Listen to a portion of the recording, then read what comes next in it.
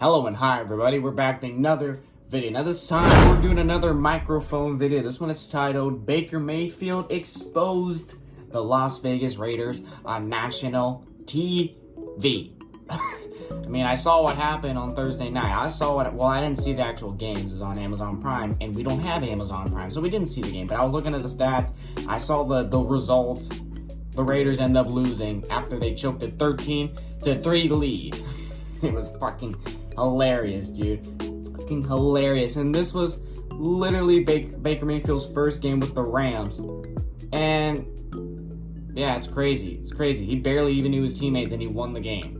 So that's absolutely insane. So yeah, when I saw this video uploaded by Mikerophone, I wanted to react to it. I really wanted to react to it. So yeah, with that being said, guys, before I get into this, click the original link in the description down below. Go watch the original video. Subscribe to Mikerophone if you haven't already. So yeah, with that being said, we're just going to get right into this and stop talking. So yeah, here we go. The accuracy downfield with receivers he's never thrown with is impossible.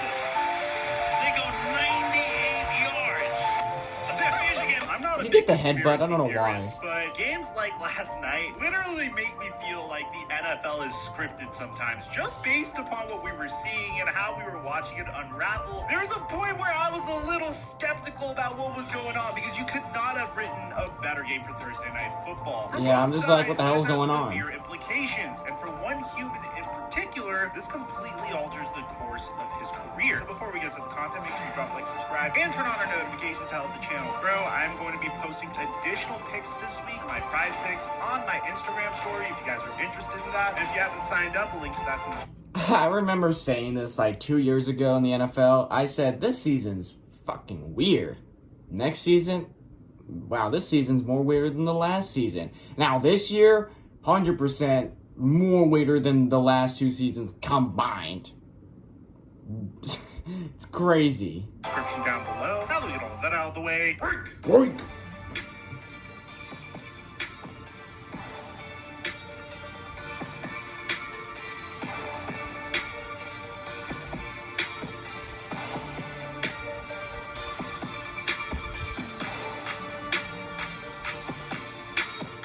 it's challenging being a sports fan in California. All right, this is a sponsor, and I normally skip the sponsors right here.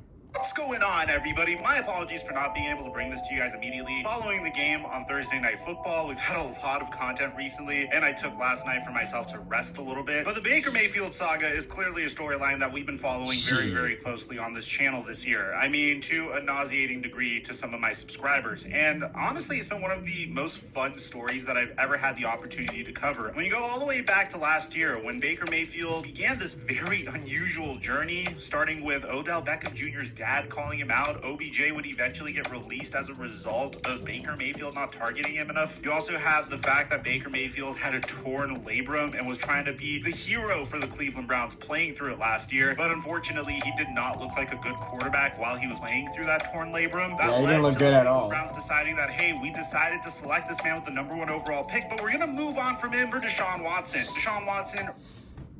This trade was absolutely hilarious.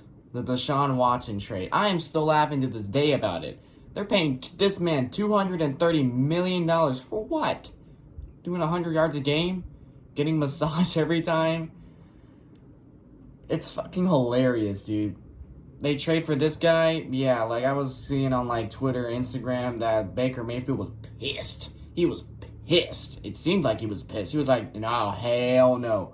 Hell no. I want out. I want out. I want out.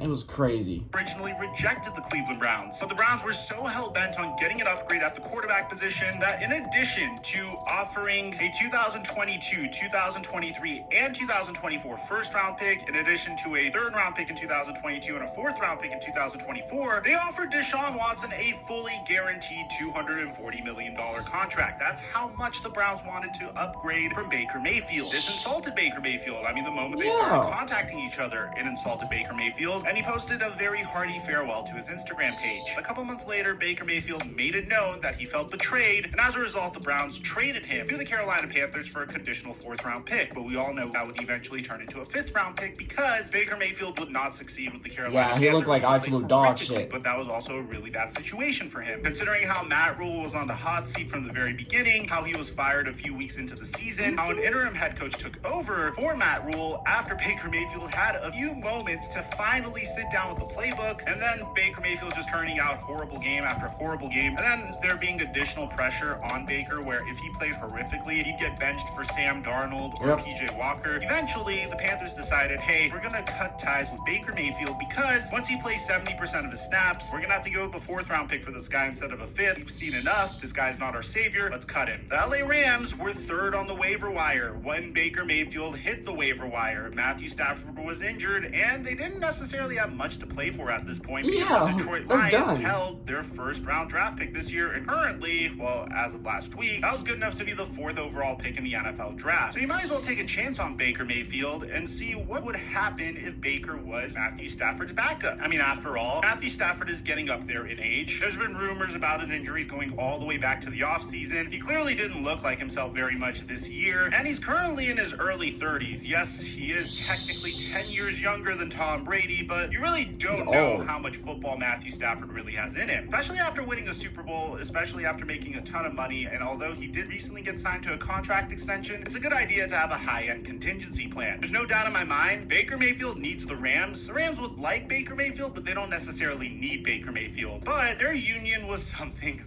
beautiful to watch. As I said this in my take a couple of days ago, when the Rams claimed Baker Mayfield, that this could save his career. This is without a doubt the most respected and probably the most brilliant head coach he's ever been paired with. And I think that really showed on Thursday Night Football. If we were to flip the script to the Las Vegas Raiders, it's a completely different situation. The Raiders came into this game with a 5-7 record. It didn't look like they were going to win the AFC West, but it looked like at the very least they could potentially make it into the playoffs. And they could still make it into the playoffs, but at this point, they can't lose any more games. And on top of that, the Raiders came into this game on a pretty nice streak. I mean, they won 4 of their last 5 games. Devontae Adams in those 5 games had 650 yards and 7 touchdowns. And to be honest, this game was supposed to be a layup for the Raiders. I mean, you're going up against a Rams team with no Allen Robinson, no Cooper Kupp, no Aaron Donald, no Matthew Stafford. This should be a piece of cake. As a matter of fact, Josh Jacobs kind of implied. And I even remember, like, on the day of this game, I posted a tweet saying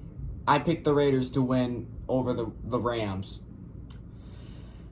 Well, I made a bad pick. Even though I made a logical pick, it was still a bad pick at the end of the day. That this was going to be barbecue chicken for him. It wasn't really a question for me today. It was, especially, I can't say that. Barbecue chicken. Barbecue chicken. I keep spitting everywhere.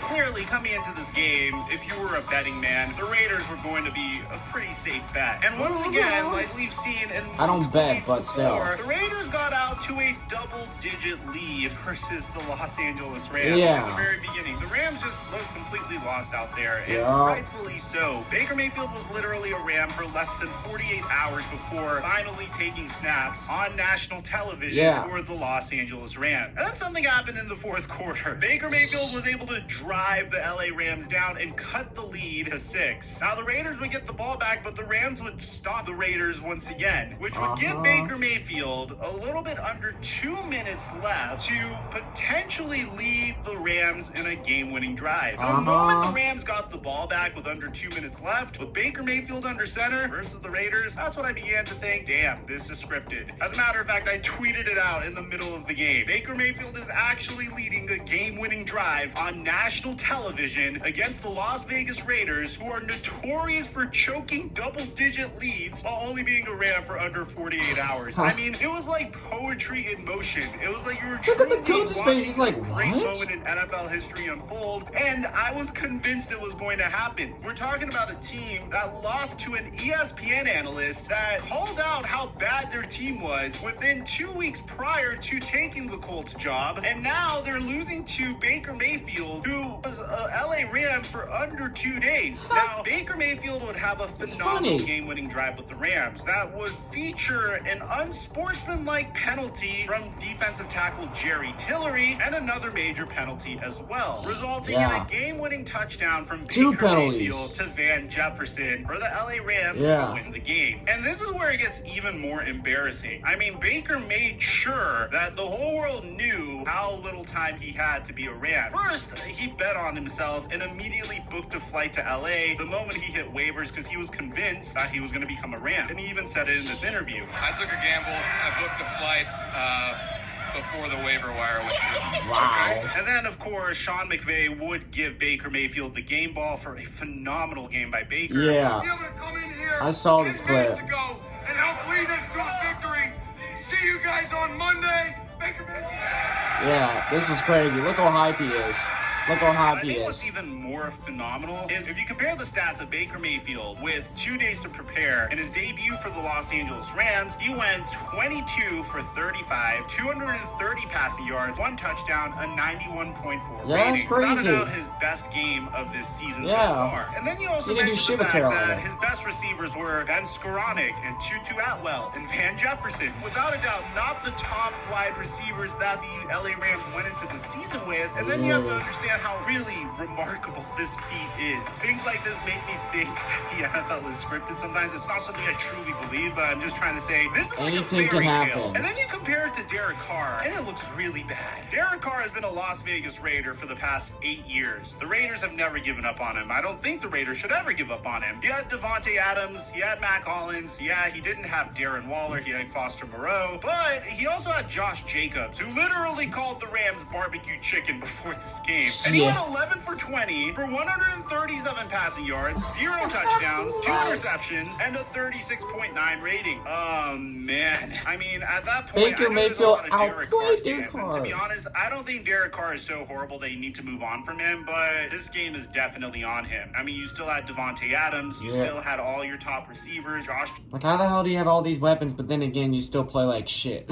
I mean, I'm not saying Derek Carr is, like, all out bad, but I'm just like, what the hell is he doing? I've seen a couple of Raiders games on TV before, and I'm just like, what the hell is this guy doing? Where is he throwing the ball to? Where? Devontae Adams is right here. He's throwing the ball targeting here. Derek Carr, you need to get your shit together if you want to stay with the Raiders. Jacobs had a decent game. I mean, he almost had 100 yards rushing, but it was 3.3 yards per carry. And for the most part, I think the Raiders are trending upward. They're figuring it out a little bit more. They're streaking a little bit more. But man, this is embarrassing. This is the 4th game this season where they were up double digits and then they would end up losing. I mean, if they won all of those games, they would be neck and neck with the Kansas City Chiefs for the top of the AFC West. They'd at the very minimum be a playoff team this season. And that's not what's going to happen. Baker Mayfield arrived at SoFi Stadium and exposed the Las Vegas Raiders on national television in the most embarrassing way possible. As hell. We're also at the point of the Baker Mayfield cycle where he's proving everyone wrong because he is an underdog right now. But jokes aside, I think Baker Mayfield found a great place for himself. Yeah, he understands me too. at this point that he needs to accept his role as a backup and just be a good teammate. Otherwise, he might not see a spot in this league at all whatsoever for the needs future. to chill At the very and just minimum, I think he could be the backup QB for the LA Rams and maybe even settle into the Jameis Winston role. Now, obviously, the Jameis Winston role didn't work for Jameis Winston. He was originally supposed to be the successor to Drew Brees as a very high potential former number 1 overall pick that played in their division and needed to learn how to mitigate his turnovers. And ultimately, it didn't really work out for him. I mean, it kind of did when he was with Sean Payton for his lone season. In the handful of games he was with Sean Payton, he actually performed fairly well last year. Unfortunately for him, Sean Payton would move on and Dennis Allen would take over, and clearly the offense doesn't look like what it used to. But who knows? Maybe this works out for Baker. Maybe Matthew Stafford has a couple more injured games. It's not necessarily something I'm rooting for, but Baker's definitely a good contingency plan to have in the event that goes down. Maybe eventually Baker Mayfield has another opportunity to show that if you put him in a good scheme with a smart head coach, then he could win games for you. Without a doubt, this is way better than where he was about 3 weeks ago. Yeah, honestly, all in just one game. But as for the Las Vegas Raiders, they don't have any room for error anymore. They have to win out the rest rest of their games if they want to be a playoff team. Honestly, it could be way Even worse. It that, could be they the might Denver still not Broncos, make the and playoffs. thankfully they're not. But I'm sure Raiders fans expected a little bit more from this team when they brought in Josh McDaniels and Devontae Adams in the offseason. Let me know in the comment section down below what you guys think about this game. Aside from that, I'm your boy Mike. I'm dropping our mic until our next upload. I love his outro. I'm dropping the mic until our next upload. It's kind of like my upload. And I remember I used to say this in my outros. And I'll catch you guys later in the next video whenever I start doing that. That's how I used to say my outros. Now I don't really do that anymore because I would always forget. I just say it so more basic. But anyways, my opinions on this game, I didn't watch it, but just looking at the stats, and I even watched the highlights the next day, I'm just like, wow. Just wow. Just fucking wow. In just not even 48 hours of him being a Ram, he just won a game. Just won a game just like that. Like that. He's like fucking Thanos. He just, poof, you won a fucking game. So, in my opinion, I feel like Baker Mayfield might be good. It might be a suitable player for the Rams as long as, like, he doesn't have the same issues as he did with Carolina. Because Carolina, I don't think he won a game, did he? I don't know. I feel like he didn't win a game at all. I mean, he looked like complete dog water. And I remember when he was first traded to the Panthers, I think it was like in July or August this year. When he was first traded, there was already like something on Twitter saying he threw his first pick in practice. And I'm like, oh, god damn. So Baker, I mean, why am I saying this to him? For Baker, I feel like this can be a good team he can play for, even though he might be a backup for Matthew Stafford. I still think he can do well with the Rams as long as, he's a good teammate and, his relationship with the players and the coach is good. I feel like this can be a good home for Baker Mayfield. I don't know. But we'll see the next Rams game. We'll see what happens, what goes down that game. So, yeah. With that being said, guys, if you enjoyed this video, be sure to give this video a like. If you're new to the channel, be sure to subscribe to Dudes on the Family. I mean, now that I think about it, my mom's pretty much a Rams fan herself. So, having Baker Mayfield there, I hope Baker Mayfield can make my mom proud. So, yeah. Anyways, guys, I'll catch you guys later in the next one whenever I start doing that. I should bring that outro back. I haven't said that outro in a while now. So, yeah, take care.